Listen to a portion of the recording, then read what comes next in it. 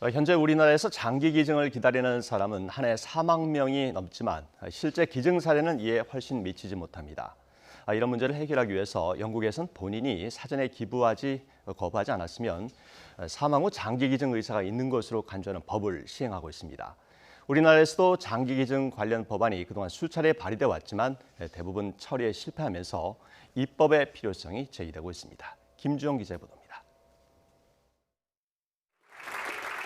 지난 2017년 영국의 메이 총리는 해마다 수많은 사람들이 장기 기증을 기다리다 죽어가는 현실을 두고만 보지 않겠다며 제도 개선을 약속했습니다. 이후 장기기증법 2019라는 이름의 법 개정안이 추진됐고 지난해 통과돼 올해 5월 시행에 들어갔습니다. 핵심은 자신이 생전에 장기 기증을 거부한다는 뜻을 밝히지 않는다면 기증 의사가 있는 것으로 본다는 내용입니다. 다만 18세 미만 어린이나 숨지기 전 1년 동안 영국에 살지 않은 사람 등은 대상에서 제외됐습니다.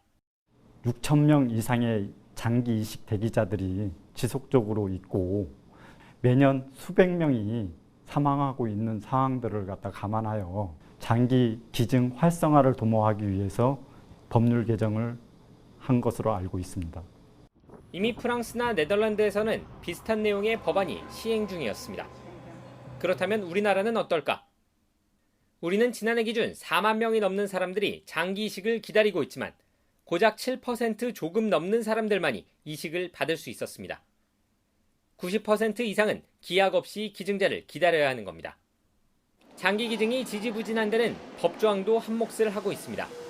현행법상 자신의 의사에 따라 장기 기증을 하겠다고 약속했더라도 사후에 가족들이 반대하면 서약을 철회할 수 있기 때문입니다.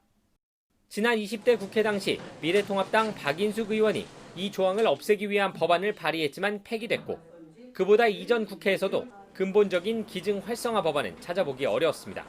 장기 기증 활성화보다는요, 장기 매매를 방지하는 쪽에 초점을 맞추다 보니까 아직도 이제 장기 기증이 활발하게 하는 쪽의 법보다는 통제하고 관리하는 쪽에 맞춰져 있는 것이 사실입니다. 이런 부분에 좀 개선이 필요한. 의료비 부담 문제, 문화 차이 등 영국식 장기 기증법을 바로 도입하기에는 숙고가 필요한 것이 사실입니다. 하지만 수만 명의 이식 대기자들을 위해 시급한 대책이 필요하다는 것 역시 우리의 현실입니다. YTN 김주영입니다.